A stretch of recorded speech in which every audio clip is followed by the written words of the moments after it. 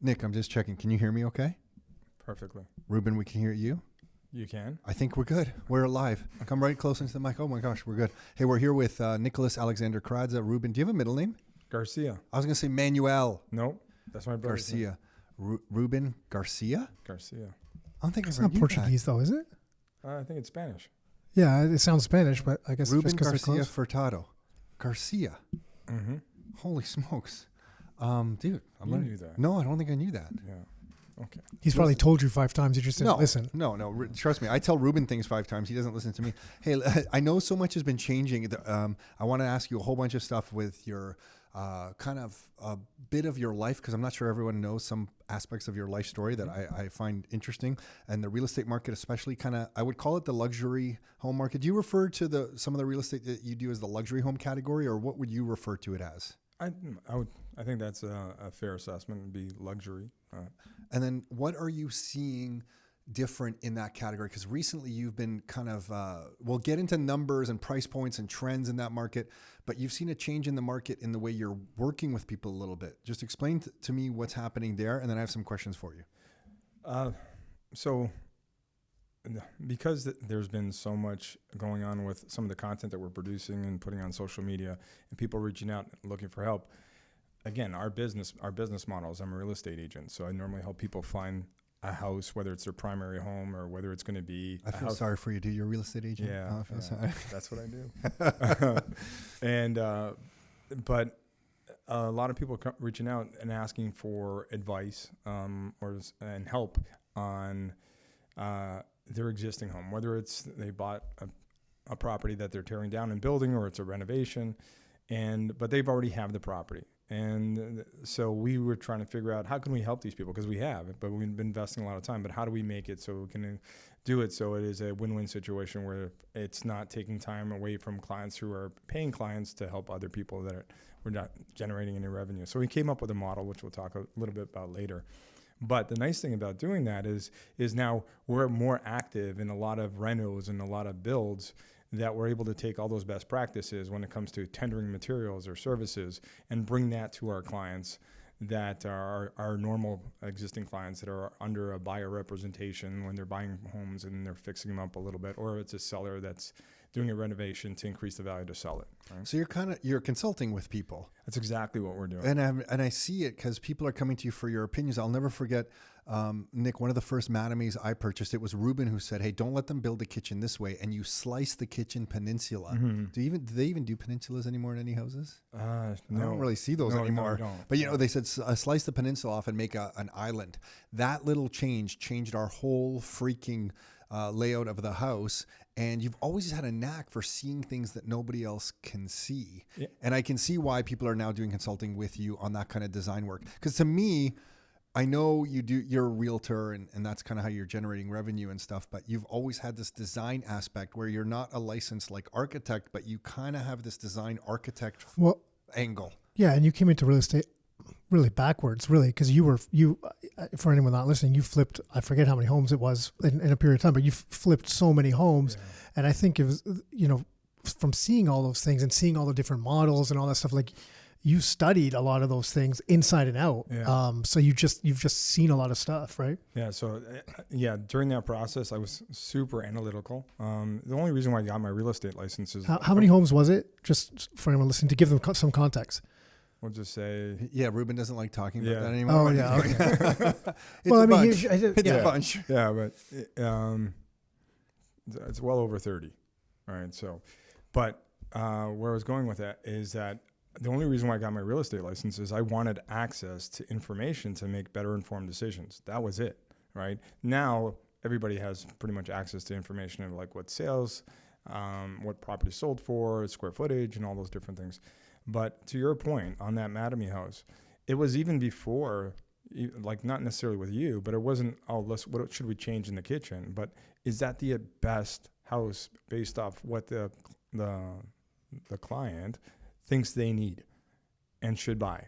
So there was a lot of folks on our team when we were at Oracle, and they were like, I'm buying this townhouse. I'm like, what's your budget? And then I would get them to get into a semi, or it was something that had 4 bedrooms or a double car garage, just kind of pushing the boundaries.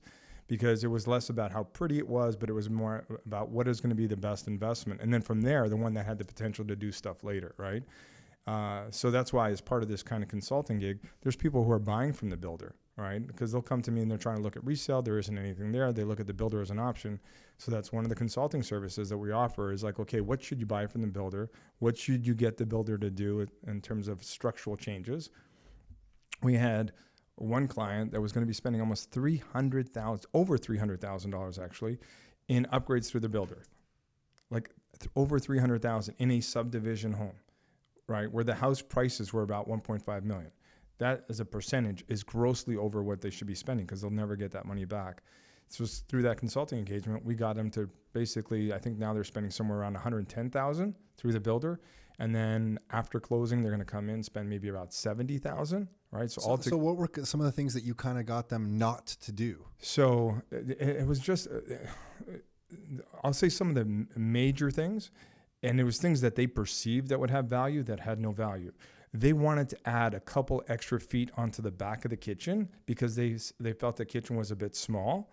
So they were going to add and make the house larger by like 4 feet or something, 4 or 5 feet. Yeah, that's something I would probably want to do. Exactly. It makes sense. And yeah. So, because once the foundation is poured, you can't change the foundation easily. But as a result of doing that, then now they would have the second floor wasn't necessarily fitting symmetrically on the first floor. So then they were going to do it like a little balcony off of the master bedroom. So now that they can come out to a balcony, and they thought this is great.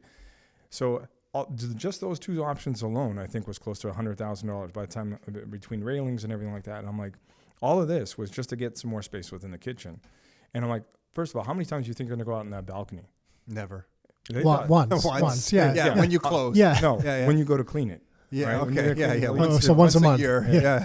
I'm thinking once a year. My house is cleaner. Right? Because I had it, and that's the thing is by me living in so many different houses and really understanding what we would use, what we would not use, and having those conversations with clients. I'll always ask them, "Hey, do you use that? Do you use this?"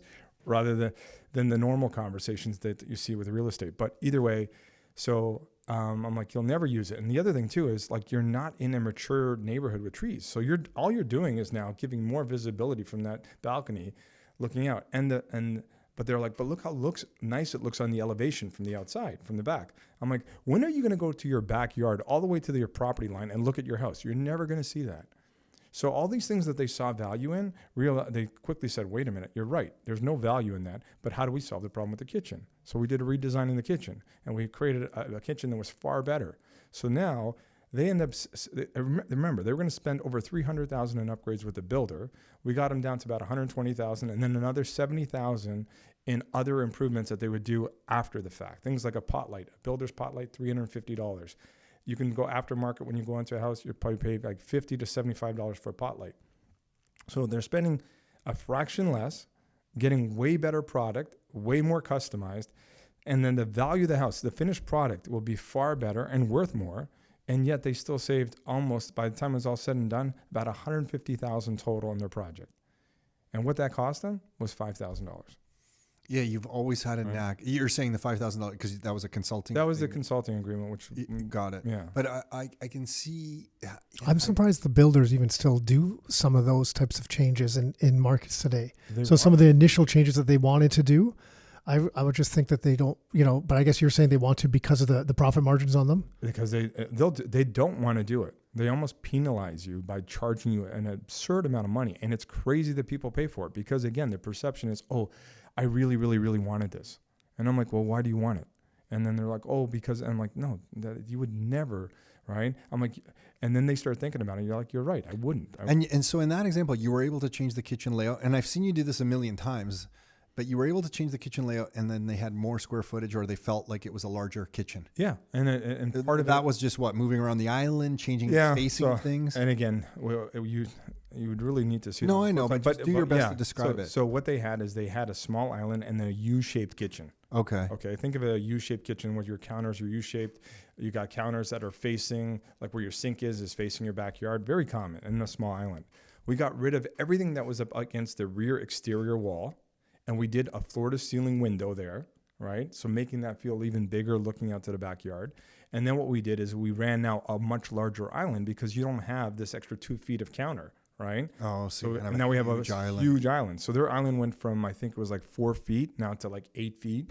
They have this massive island. Storage space they lost. No, they really didn't, because again, now the island is double wide. So you have cabinets on either side, 24 inches deep. Oh, okay. So you gained in the island. So they really didn't lose anything. And then what we did is, And where'd the sink go? In the island, I guess. so that's funny. That's where I was telling them to put the sink, but they're like, no, we entertain and we don't want our sink in the island at the breakfast area. So they're still like, and I convinced them to do it almost against their will.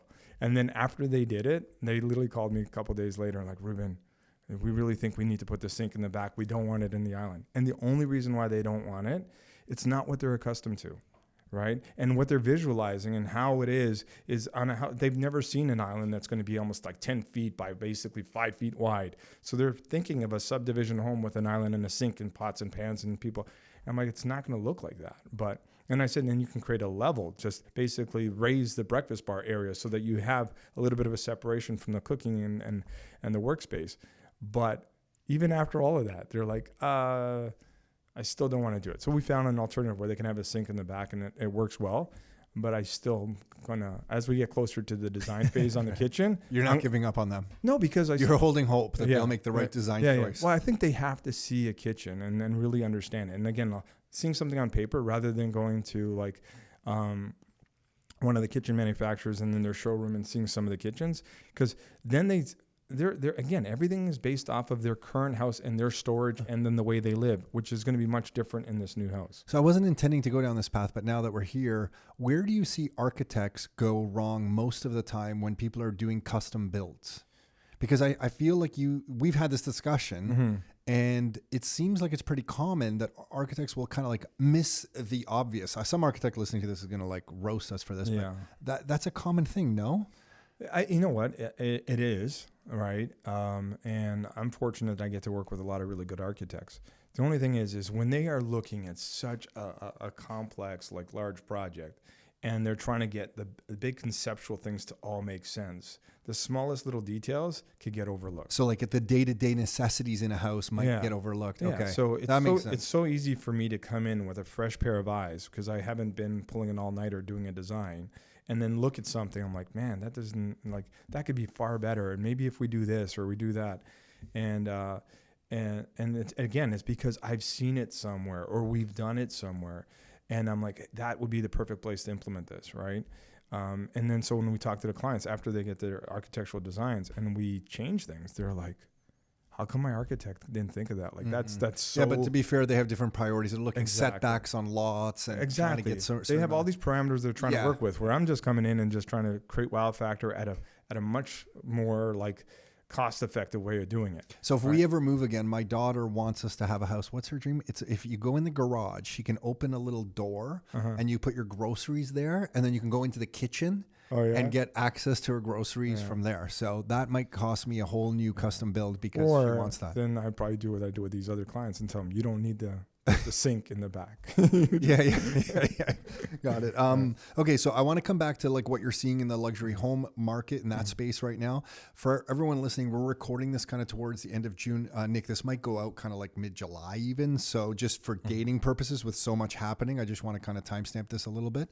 But before I do, why can you, for those people who don't know some of your story, your father was running a furniture store in Oakville? Originally Toronto. Toronto, then Oakville. Then came out to Oakville, yeah. You and your brother kind of were pulled into that in some capacity. Then you were kind of doing some of that stuff. And I just can you describe that period of your life, what you were running this furniture store? Yeah, so obviously my parents, immigrants coming here, worked in the factories. And then after... he started delivering my dad was delivering groceries, and it went from delivering groceries at a Portuguese grocery store to delivering furniture at a furniture store. And the guy who owned the furniture store, my dad didn't speak a word of English. I guess I could say this. I don't think maybe they're not even alive anymore. So he had a gambling problem. Right. Your dad did? No, not my dad. Oh, the other guy. The other guy. We'll talk about my dad. Yeah. Sorry. The other guy. So, and he would leave my dad at the store, right, while he would go out and play cards and gamble. So my dad was forced to learn how to speak English because these customers would come in and he would have to sell the product. And then my dad developed, as English started getting better, he would read the newspaper. And then eventually the manufacturers, the sales guys who would sell them, would actually be talking to my dad, develop a relationship, and they liked him so much because he worked so hard. He said, hey, if you ever want to open up a furniture store, we're going to give you all the furniture in consignment. You open up your place. And that's how my dad got started. I was probably like 11, 12. And we were the cheapest form of labor for my dad, right? My brother and I. So my brother's 13 months older. And literally, it was like there was no summers off, right? You were working at the store. If it was during school, I remember literally getting off school, coming, first thing we had to do was vacuum the floors in the store. And then literally it was like 4 o'clock is when you could not park on the street. So that's when you like took and loaded up the truck just before 4 o'clock, parked it in the back. Because once we closed, we'd start doing our deliveries, right?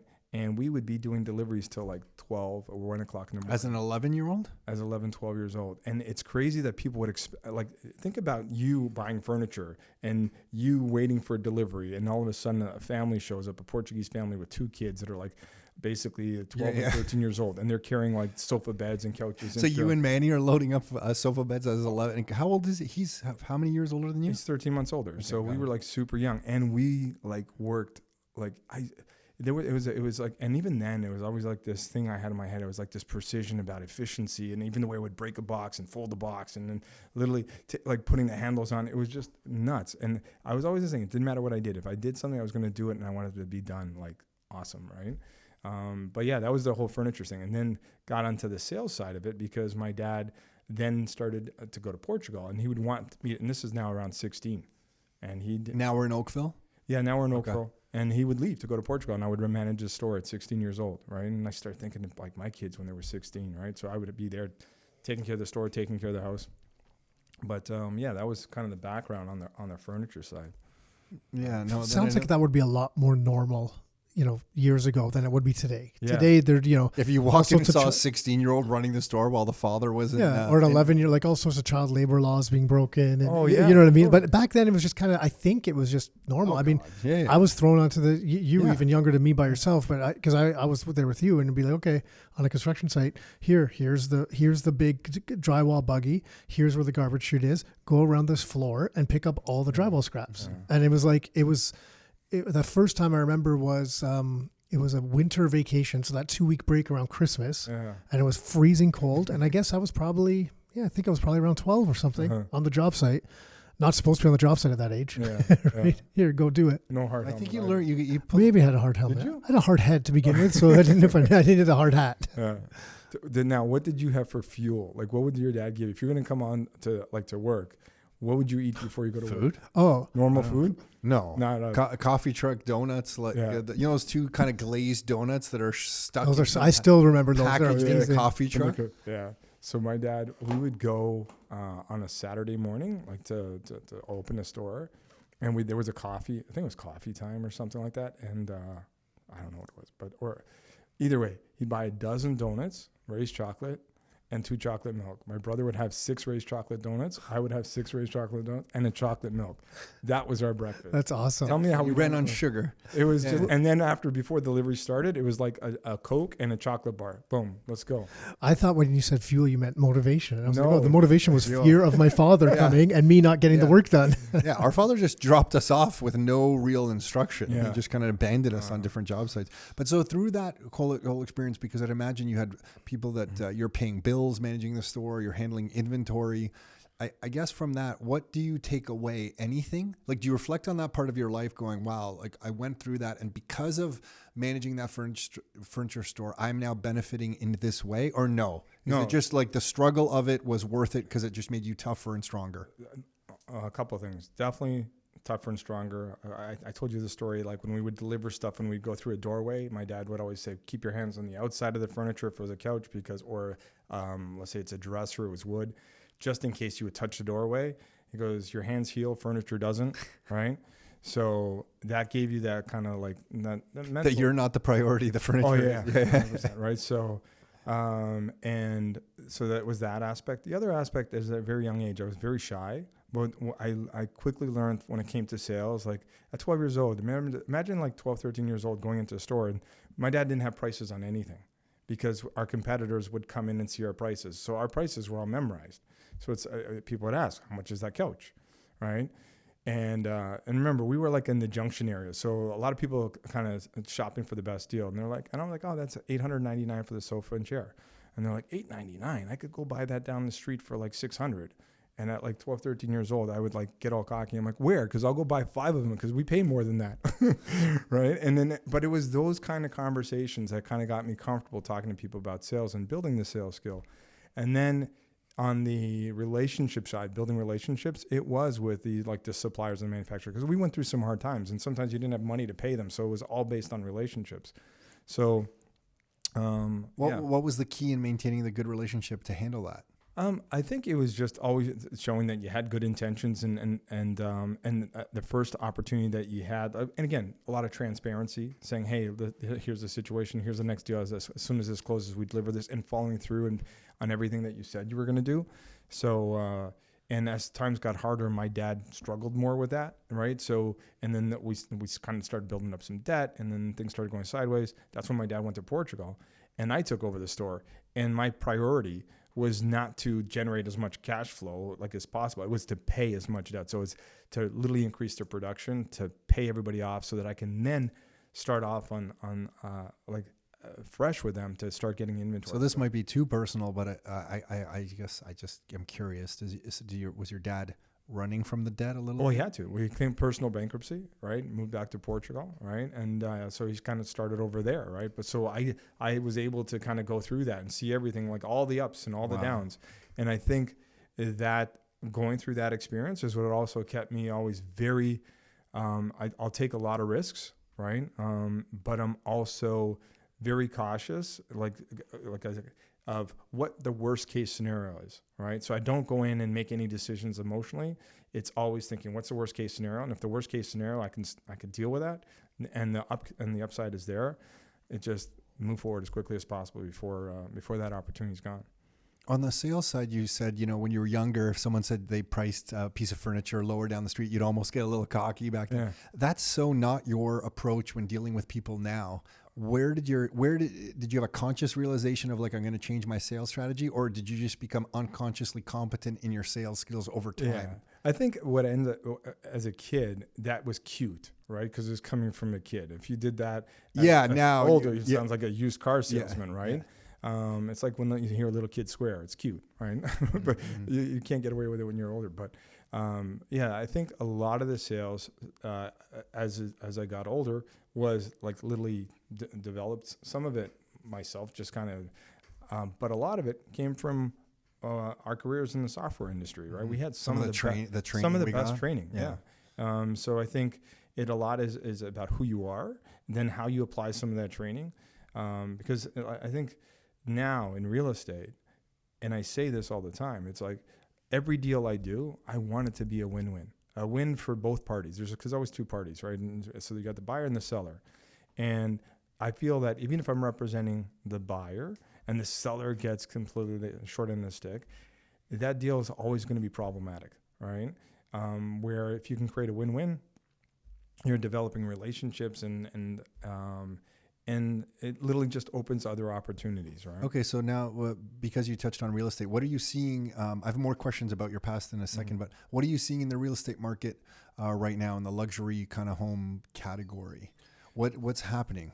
Yeah. Are you seeing, because right now, I guess if I was to summarize the market as a whole, many people are in the wait and see approach. Mm-hmm. I would say some of our experienced investors are like, no, I'm taking action. Mm-hmm. They kind of understand this is the time, they're going to take some action. Some newer investors are more suited to let's wait and see where things kind of settle before we take some action.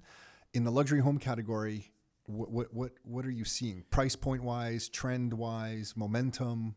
Yeah. So right now, what I'm seeing is there's less sales activity, right? And define the category of home that we're talking about when you say that. So you know what? Let's just say anything over 3.5 million. So 3.5 million. Because generally 3.5 million is not going to be a subdivision home. You're already going into more mature infill type area.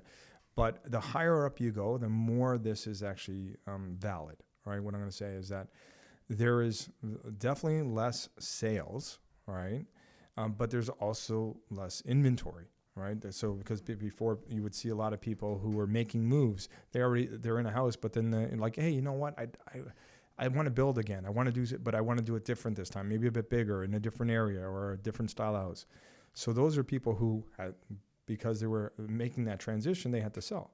Now people are like, based on where the market is, I'm probably just going to stay put for the next little bit. So we're seeing less inventory and listings coming out. However, are the list prices and what's coming out changing? They're not. If anything, I've seen them go up, right? Which is pretty crazy because everything else is coming down, but list prices and high-end real estate is going up. Like even on my street, absurd. There's almost a house that's almost at $8 million. So, okay. So what's happened? Yeah. Why? And I think a lot of it has to do with, again, is the cost of construction went up so much, right? And then the lack of opportunities of land being out there, people are like, wait a minute. And then they're using the last sale, which happened a while ago, right? Because again, there's no new low sales. So they're still using the last sale that could have happened 2 months ago. And they're basing their house off of that house, right? What they need to be factoring in as well too, to some degree, is, well, how many sales have happened in the last 30 days or 45 or 60? And if there isn't anything, what are your chances of really selling that house? Now, if you don't need to sell and you just want to test the market, you're doing the right thing. List high, because there's nothing like it right now, and you may get that one buyer. So that is what I'm seeing in the market. There's very little sales. We're not seeing prices being adjusted on the super high end. But I do kind of see now, it looks like the conversations and the behaviors of the buyers are changing, which I do think you're going to see now a retraction in price. Because, for example, we got a great listing right now. It's by far the best deal. Like, it's in Southwest Oakville, just under $4 million. And we know it's one of the best because we're now going like just over 21 days in being on market, and we're still getting steady showings and second showings.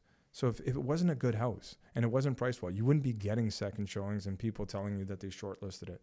But because nothing is sold, they're using that now to not take action.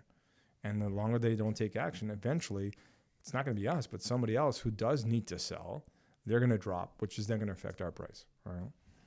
Got it. So the buyers don't feel like there's a compelling reason for them to act right now. Mm-hmm. I guess the compelling reason would be if interest rates keep going up the way we're being told they're going to go up. That could be a compelling reason to try to lock in a rate. But I guess at that some of these price points, maybe some of the buyers don't really care about the mortgage. It's not changing their life at some of these price points. If you're buying a property for $3.5, $4.5, $5.5 million, you're not really influenced on maybe the interest rates as much as somebody getting into their first starter home. Yeah. Would you think that's? Yeah, I wonder if they care more about price than payment. I think they kind of are. They getting are they getting the right deal in their mind? Yeah. I think even if and I'm curious to hear your thoughts, but I think just in general, I think some people will look at things and it's almost like psychologically they just want, if they feel like they can get it for a lower price, even if it doesn't make sense because if rates were slightly higher and over the long term they'll pay more, they might not look at it that way. And this always comes down to price. And if they feel like it might be, they can shave $50,000 off the price, which is a large number in a lot of things relative to these price points, it's a much smaller number as well. It doesn't really change things, right? And I don't know if that's what you see or not. It is. That's part of it. The other part of it is, what are they being told, right, by their circle of influence? So for example, let's say their circle of influence, whether it's friends, financial advisors, mortgage brokers, real estate agent that they're working with, let's say their mindset is, hey, I've just sold everything. I have 4 properties. I just sold all my 4 properties. You know what? Market's going to crap. We're coming into a recession. And that's what they're being told. That's what's influencing. It's not the interest rate. It's what are they being told by their circle of influence. And a lot of people are now, like I'm talking to realtors, and that is the mindset that that's what they're telling me they're doing. So what are they telling their client? What's the chances of their client playing close to list price, right? If that is their circle of influence. So it's interesting times, to say the least, right? Are you noticing any changes in some different areas? What about the houses that are being sold as, you're going to knock this thing down and build? Any changes on those listings at all? Yeah, which that surprised me because, like I said, I saw a couple of pretty decent lots, and I did see a price correction on the lots around, like from when the peak was, easily about 10%. Okay. But then again, you got to remember, from November of 2021 they had gone up by like 35 to 40%. So to see a 10% increase, they're still selling and still listed at fairly high prices. And those properties, I'll give you an example, something like in Southeast Oakville, something that you would buy for $3 million today is like basically a teardown. That is still a good investment, because if you bought it at $3 million, you could probably do a build somewhere around 2.5, and based on the list prices of your competition, around $7 million. Even if you wanted to undercut them and then list at 6.5, you're still making $1 million, right? So there's still opportunity. What size of house is that you're building for that, or what dollar per square foot on build are you using roughly? Ballpark. About $500 a square foot. Okay. Right. So a 4,000 square foot home, 500 a square foot, and again, like that whole topic is sure. Yeah, I get it. Yeah. But if you and that would be $2 million on your build plus landscaping, clearing costs. That's where the 2.5 comes in. So you're all in going to be for 5.5. You sell for 6.5. There's $1 million gross. Right. So, and those numbers still exist today. Right. And that house, if it existed today at 6.5, would sell compared to the stuff that's out there at 7.5 and 8. Why? What's out there at 7.5 and 8 million? These numbers sound huge. Yeah. Sound huge. No, it would be similar houses, but the reason why that house didn't sell is because maybe it was on a corner and it was at 8 million, right? Oh, got it. So here's the thing: is this market right now is that if there's one thing. Like if the house has one flaw, or whether it's the price, or whether the fact that maybe the next door the house it's a hoarder's house, anything that could be an objection, that is so detrimental, and the deal possibly not happening. Where before, when the market was different, it didn't matter, like because everybody was operating in fear. So the house could have been across from a cemetery. Because everybody was buying right? Yeah, you've dealt with that problem before. I remember. So it's just because people are looking at why the house hasn't sold, and they'll come up with something in their mind. Oh, it hasn't sold because it's a corner lot. Well, corner lots didn't have any problem selling before, right? Come like in February and March, right? It had nothing to do with it. It's just the market's changed, and the people look for reasons, and then they use that reason as an excuse. At that price level, do you get a little bit more because they don't have the need to sell? So, if someone's shopping at that price level, usually this isn't going to make or break them for their living arrangement for their family, right?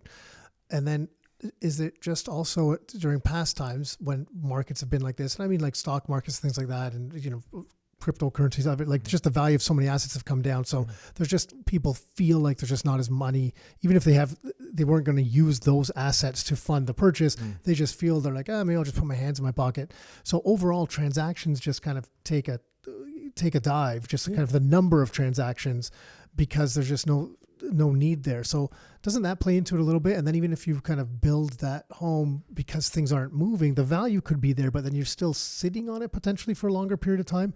If we're using right now as an example.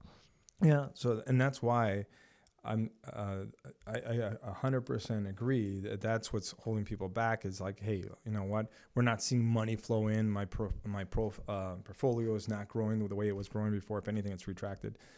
But if there is a deal, because out there, and that's why, like going back to that house that I said that you're buying at $3 million, spending 2.5, making $1 million at 6.5 right now, that would be like a deal. And as long as it's selling within the first 2 weeks, because that's what it has to sell quickly, because there's going to be some urgency in the very beginning. Those houses are still selling. They just don't exist right now.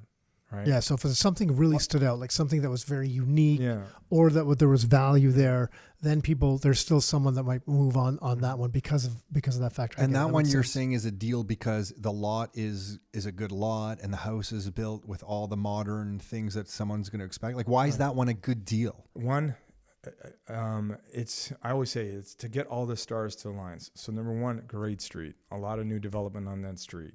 And it's development that's going to be at that price point at 7. Okay, so you're buying a lot on a street that's going to support the sale. Exactly. The size of the lot. It's not just a regular lot. It's oversized in terms of its frontage, what it backs onto. So it's basically on the west side of the street. So sun exposure. So and it's not a corner or anything like that. It's still within walking distance in downtown Oakville. So and then what kind of house itself? More modern right now? Still people paying for? I would still be doing more modern, because if I look at some of the stuff that recently sold, even when the market was slowing down, the stuff that sold was the modern. And in the modern, what features? Again, is that just personal taste? One of the things I keep on telling people, and I've been saying for a while, is garage space. I still can't believe that people are building houses for like $6 million and it's a 2-car garage.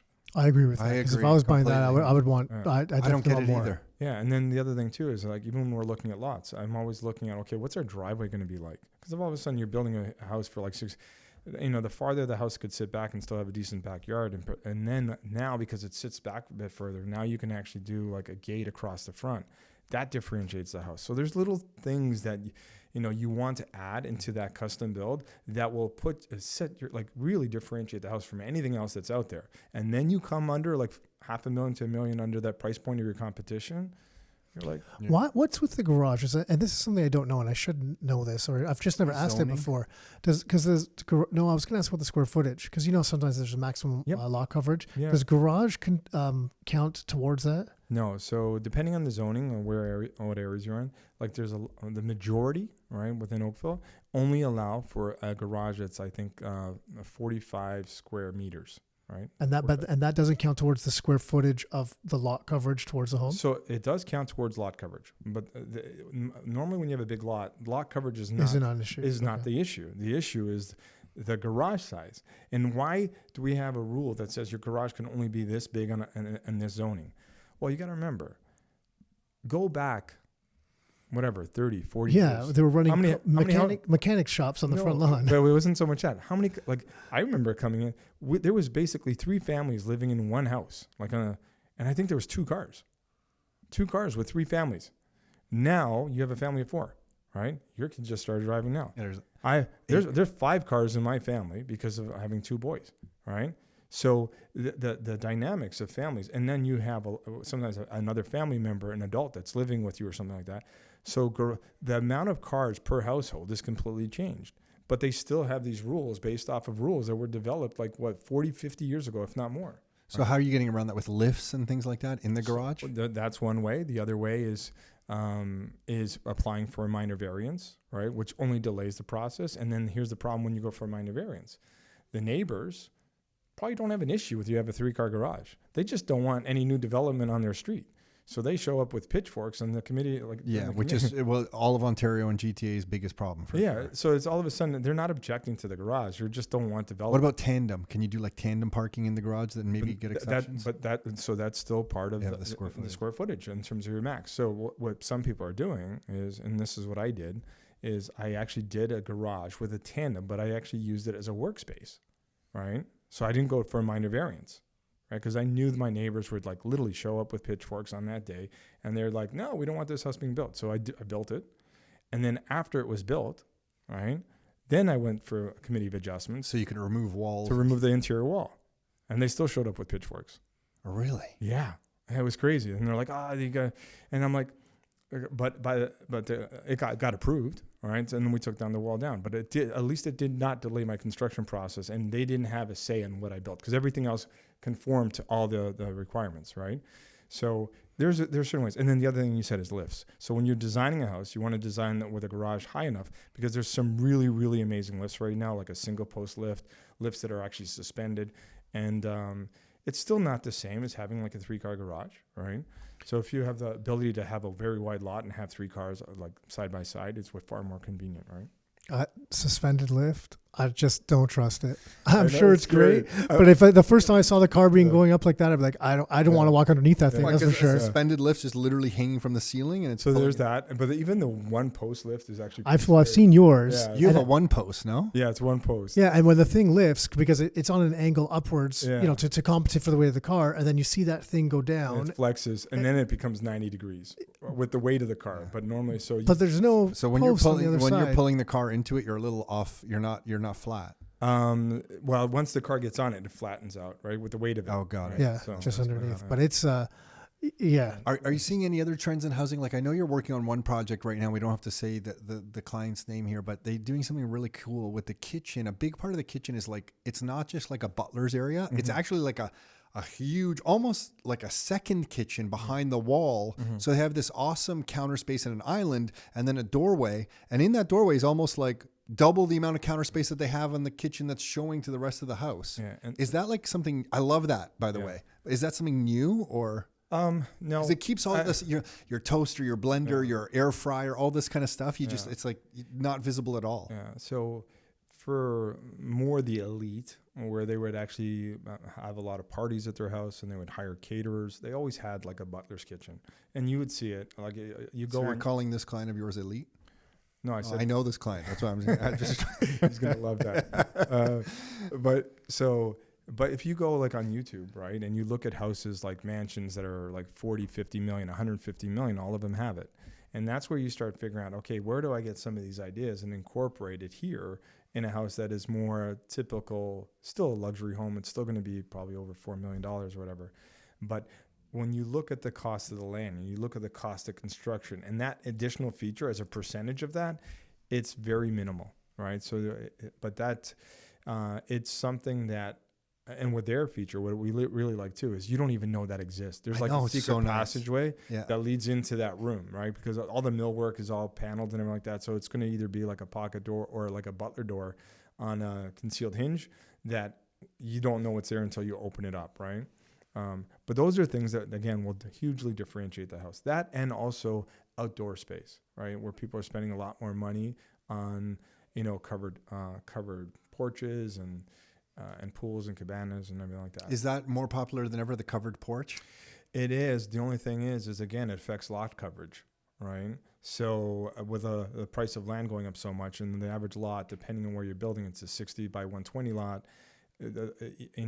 You do that covered porch, that's a smaller footprint of a house that you're going to have. Yeah, right? we wanted to get that at the house we bought up in Blue Mountain, and the builder wouldn't even go for it. Like they had it as an option if the lot size was a certain size, but because on the one we purchased, I guess they would have to go for a variance. They were like, no, we're not even going to get it. You mean in the back? Were you talking the back or the front? Yeah, sorry, I'm You're talking about the back. Okay. Yeah. But I love that, the covered porch in the back. But you don't like it? I do, but I would never do like a... Is it called a porch in the back? I've never heard the back loggia. referred to as a... call it a loggia.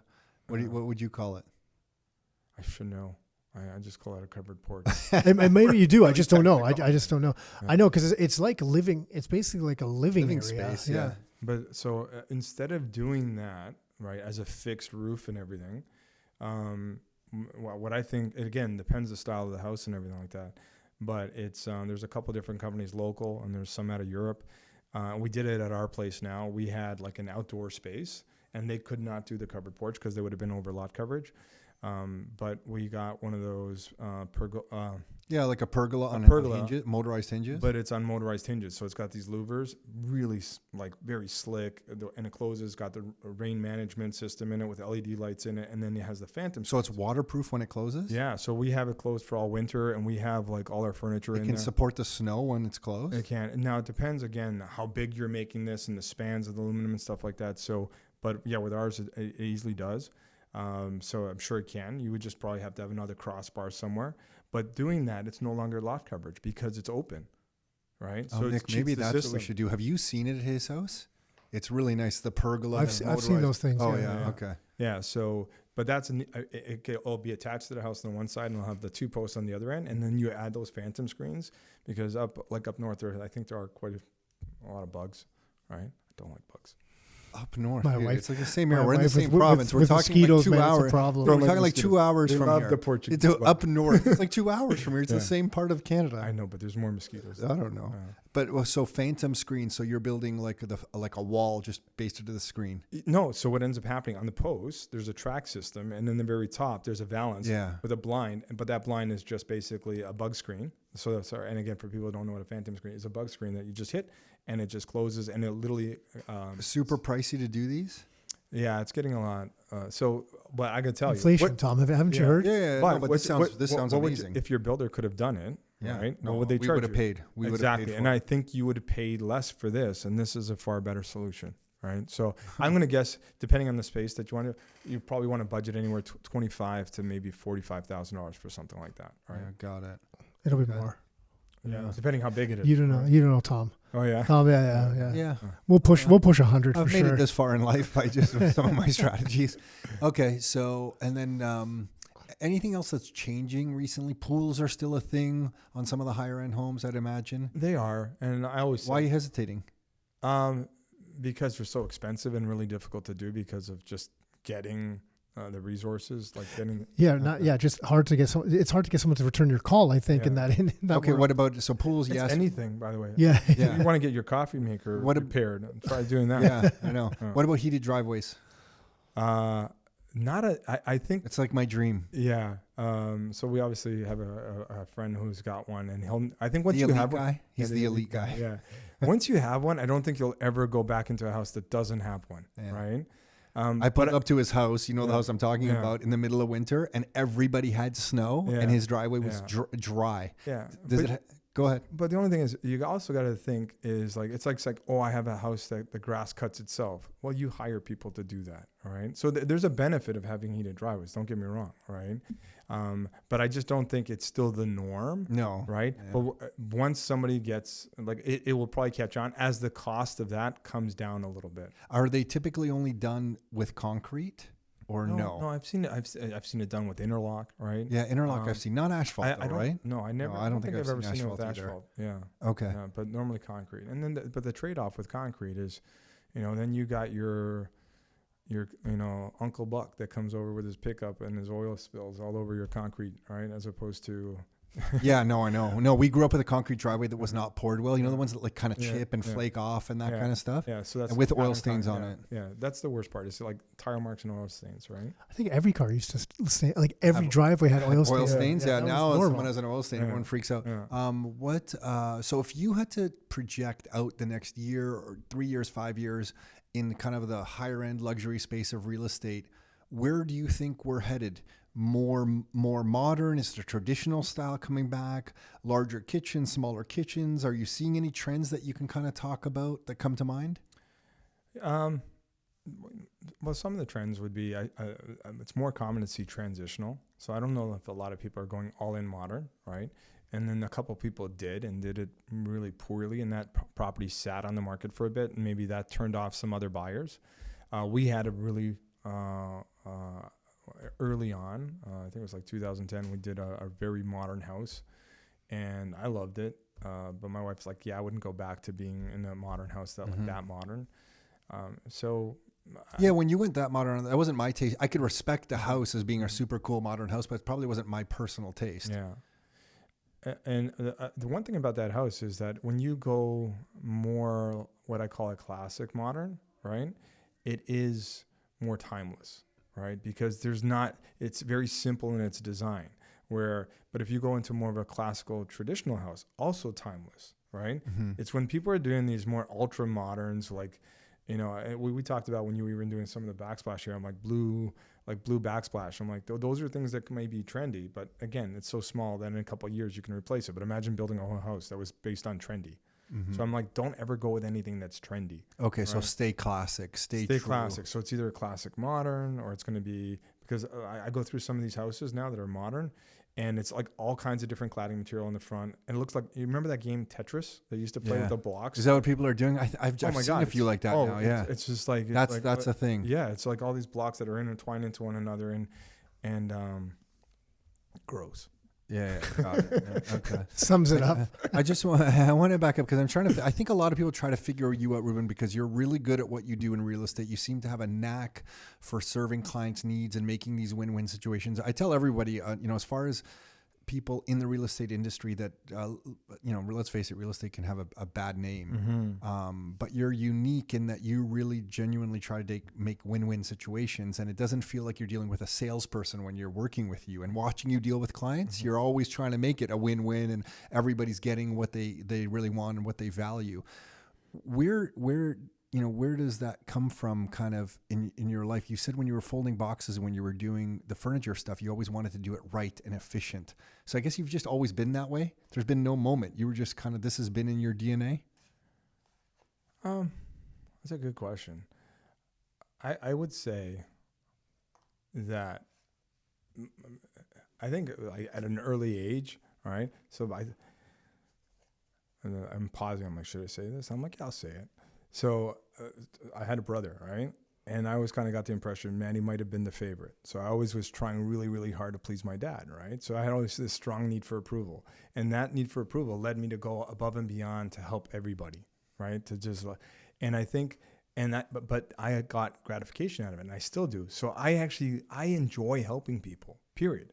If I didn't enjoy helping people, I wouldn't do what I do. Like, even like a lot of the deals that come together, I like people and I like helping them. And I think that brings everything right back down to is like, okay, how do I make this situation so they get what they need, right? And I always say, the term I always use is like, oh, not let's get a deal done. I'm like, hey, I want to get as quickly as possible to an area or a point where we're at a price point that's going to be acceptable to your buyer and my seller. That's it. It's not get a deal done. It's like, where are we going to get so it's acceptable to both parties, right? You said something once to me that was really profound when you were my sales manager at Oracle. You said once, I don't know, you probably don't remember, but for me, it was like this profound, weird moment. You said, Tom, do you have a need? Do you want to get this sale done or make a certain amount, or have a certain amount of, I guess, financial success in sales, or do you have a need for approval? I don't know if you remember this because at the time, I think if you sold a certain number of some piece of software, you would win an award or you get recognized. Yeah. Or if you just kind of, did the right thing and sold the software the way it was going to be, maybe you wouldn't get that need for approval, but you were still going to make the equivalent amount of, money. And at the time in my 20s, I needed money to buy a house. And it just made me, you kind of stunned me because I think up until that point, no one had ever asked me that. And I think maybe I was leaning towards winning the award and getting the approval instead of just doing something that maybe wouldn't get approval and wouldn't get the award, but made the equivalent amount of money. And it was like kind of the right thing to do. Mm-hmm. Like that was like a big moment for me in sales and in life.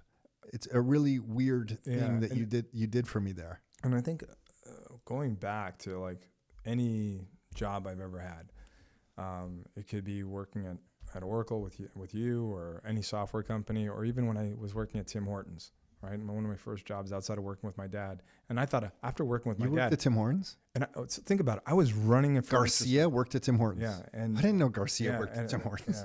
Yeah. And those pants were tight. They were tight. But tighter than the t-shirts you wear? Yeah.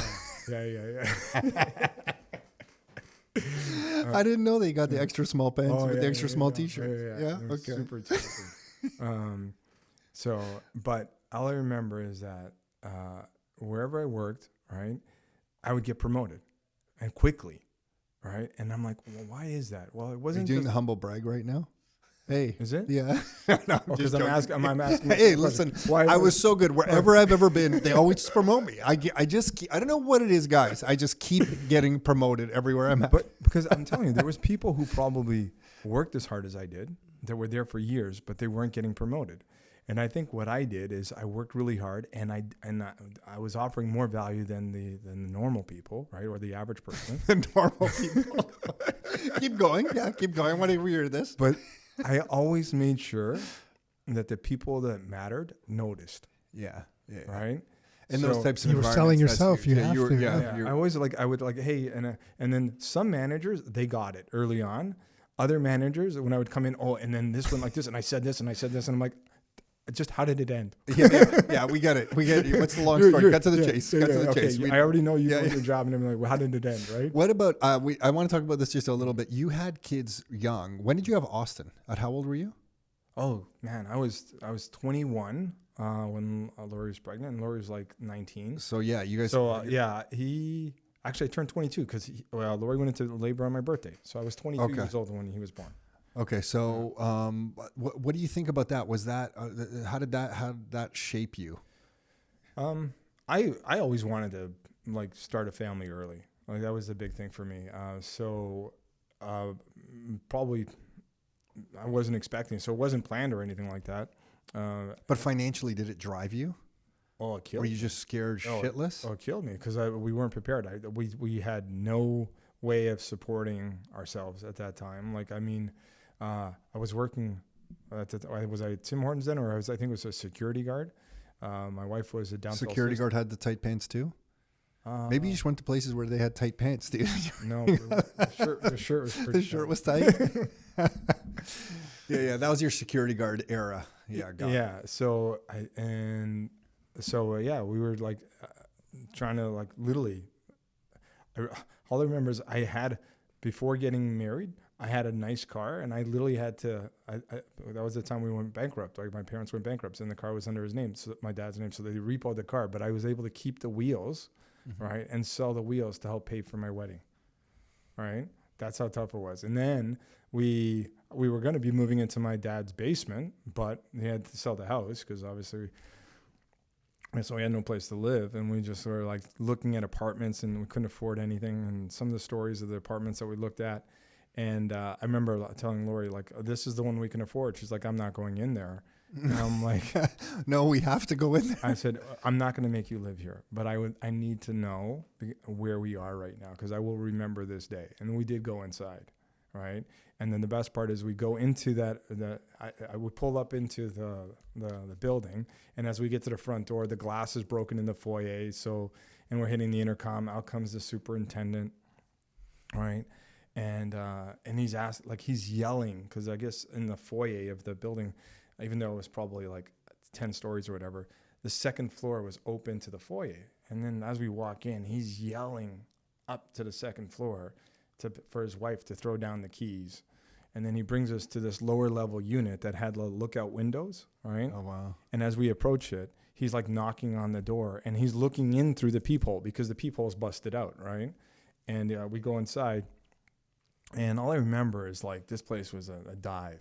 But the floors, because every time they get a new tenant in there, they wax the floors or it was parquet floors, but it must have had like about an inch of finish on it. And it was like just shiny. It looked like an ice rink. I know that right? type. Yeah. But we looked at the place and we're like, okay, so this is like $650 a month. 650,000. Yeah. Isn't it funny? Your contract? Yeah. Like, so this is $650 a month. And he's like, oh no, this one's like $725. And I'm like, I can't even afford this. All right. So Where did you guys live? So we then moved in with my mother-in-law, which was because they were in a tiny little townhouse. So we took the upstairs bedroom from my sister-in-law, who went into the unfinished basement to live downstairs. We were there for maybe about 6 months until we were able to kind of get enough money and get into an apartment that we were paying. I remember we were paying like $825 a month, right? That was our first kind of being off on our own. And literally everything was a struggle, all of it, all right? But it's funny, I have 2 boys, and I look back and I'm like, man, I wish I didn't kind of have to go through that. But all of them, they're like, man, I wish I had your story.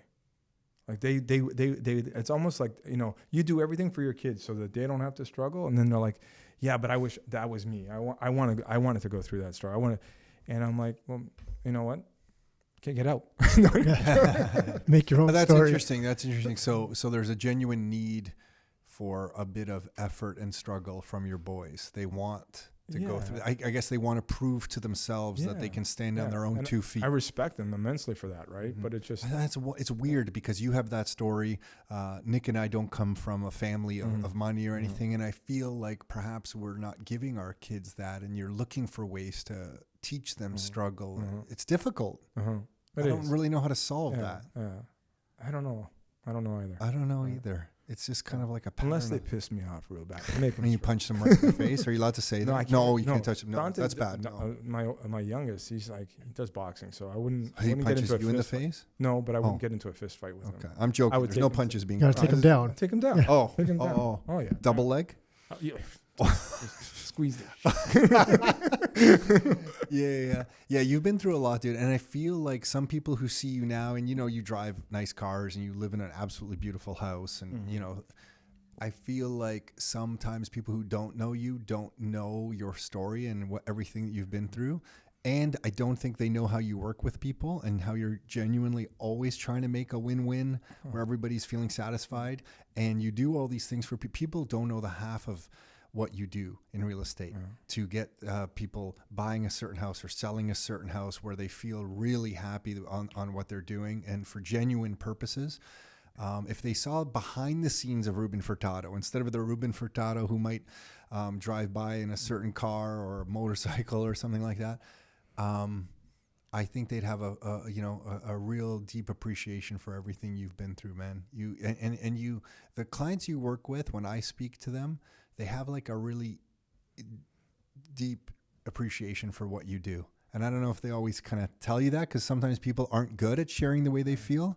But I can completely see it, and it's really cool, man. You've been through a lot of shit. Yeah. You're not drinking the shitty coffee anymore, hopefully. But that's. Are you still drinking coffee from Winners at the checkout aisle? No, not Winners. No, where do you get it now? Sobeys. The Sobeys? Okay. No, maybe it's good coffee. Maybe it's decent coffee. Sobeys might have decent coffee. But yeah, so it's cool to see, man. Really. Like even the last couple of weeks and stuff like that, with the market being as difficult as it is, I have, and Austin's the same because Austin works with me as a realtor, and it's whatever it takes. That's the mentality that we have. So sometimes there's a house, and right now it's about urgency getting things on the market because we see things slowing down. Well, if you're trying to get a stager and the stager's booking 2 weeks out, we're like, screw that. We're renting a truck. We're basically, we'll rent furniture. We buy furniture. We put it there. And we're like literally moving I'm like taking down screens off windows. It's just it's nothing that you would ever think a realtor would do. But at the end of the day, I remember you unboxing and installing appliances because I think the guy was out of town on one project. I think you've probably done this a number of times, but I was one specific instance, and you were there unboxing, installing all the appliances, trying to get rid of everything. Like it was like, either it had just been listed and showings were going to start, or it was going to be listed, and yeah, it's just all the stuff that. And I think you just kind of just up and do that, knowing it needs to be done. And I think the people that I've seen that have been kind of generated the most success for themselves, that seems to be a common trait, where it's like, yeah, this just needs to get done. Yeah. I don't know how else to get it done, so we go to get it done. Yeah. And that's kind of what that stands out, because a lot of people would look at that and be like, well, I can't do it now. We got to just wait till next week because that's not going to get done, right? It just changes things. Like even last week, I've been like pulling weeds out of somebody's house, a listing, cleaning the pool, and to clean it, and the pool was pretty bad, so I was like there an hour and a half cleaning a pool. That's not the best use of my time, right? Period. But if the trade-off of that mentality, getting things done, that as a whole is going to make it all worthwhile, right? So, wow.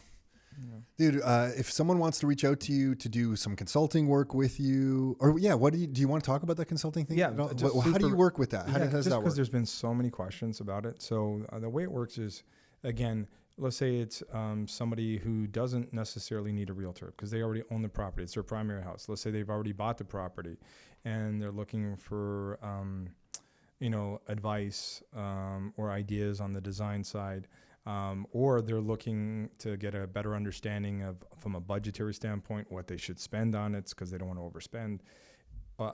Or they're looking for trades because we have obviously a Rolodex of all the trades that we work with. Something as small as that, or it could be that they're actually going to tear down and build, right? And they're now looking like, no, I need everything from help from, sourcing out an architect to coming up with a set of designs and then hiring a builder. So what we do is we provide consulting services around, like, really from the very beginning to the very end till where they move in. And they engage with that to get a price for that kind of thing by reaching out to you. So remember back in the software, back in the day, you'd have that proof of concept that we would, a lot of times a large company would hire a third party that would actually do the proof of concept because they already had all these benchmarks, right? So imagine now you're bringing somebody in who has all these benchmarks of what's a reasonable price for this? How long should it take for that? What are the pros and cons of? So if we're recommending a builder or a trade or an architect, we're not just making a recommendation. I'm like, here's 3 of them. Here's the pros and cons of each, right? Here's what the average price is. Now you can make an informed decision. And better yet, they're like, well, I know this other guy. I'm like, perfect. Let's get on a call with him. And then while you're present, we're interviewing that builder. And we're asking him questions that are either going to identify a red flag early, or we're going to say, hey, this guy seems like pretty legit. So we'll help go through the qualification process. So I always say, think of it having as a family member or friend that has been doing this for a long time and constantly coaching you and giving you all the right information. So the way that works, though, is I was doing a lot of that stuff for free, and I just couldn't anymore. You were breaking. I was breaking, right? So I still want to help people, but the way I do it right now is we put together a consulting agreement, and it's really simple now because if they're interested, I'll just send them the consulting agreement. They review it. It's like a 2-pager. But what we do is we charge $5,000, right? And it's a $5,000 retainer, right? And for that $5,000, they get 10 hours, and they can use it any way they want, whether it's going to be an on-site visit, whether it's going to, maybe they bought a house from a builder and we're going to go to the showroom, however they want to use it, or whether it's doing redesigns. But what I promise them is if after we go through the first 2 hours, if they don't see the value of a minimum of $10,000 in saving in the first 2 hours, that I actually give them back the full $5,000. right? So it's a no-brainer. You're putting out 5, and then in 2 hours, which would cost you only 1,000, the return on that 1,000 is at least 10, right? And if they don't see that, here's the 5,000. We go our separate ways, right? But this way, and for a lot of clients, and then right? Because I don't like charging for that service, because I normally do that for our clients who are buying and selling with us. And I say, if you then buy or sell, right? What I'll do is I'll apply that 5,000 that you paid me. I'll already apply it to the original commissions on the sales side. Or if you buy, I give you back the 5,000 in commissions that would have been paid by the listing broker. Got it. So they're getting that money back. So it's a short-term investment, but if they buy and sell with me. Yeah. But if it's a way to test the waters with you a little bit. Yeah, because from that, I've now had the opportunity to work with a lot of clients that would have probably not worked with me because they said, "Oh, my brother's a real estate agent," but the brother was offering no value. So now they use that. Not like Nick's brother. Nick's brother offers a lot of value. No, I'm just thinking that I owe Ruben money now because every all time those things. every time I've done anything, I'm like, "Hey, Ruben, can you just take a look at this? I'm going to do this. What do you think?" Drawings. Yeah. I know you're busy, but can I just show you these drawings? Even my wife, she's like, "Oh yeah, I think this is really good. This is going to work." You know what? Why don't we just run it past Ruben just to get everything? My whole family, if we ever talk about a house or possibly moving, what does Ruben think? Yeah. You get Ruben to look at the house. Is this a good deal? So but like I said, now it just makes it a lot easier to engage with people. And how do they find you for that? Yeah, so number one, they can always email me directly at Ruben, RUBEN, at rockstarbrokerage.com.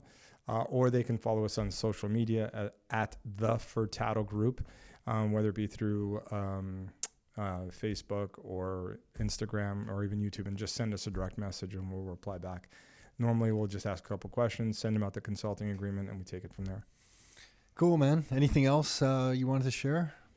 No, I appreciate getting the chance to sit down with you, man. Always. You're always busy running around, so appreciate this a lot. Thanks, man. I appreciate it. Thank you so much, Mr. Ruben Garcia Furtado. Hey, thanks for tuning in. You can find every new episode of the Your Life, Your Term show on all the major streaming platforms. So Spotify, iTunes, Google Play.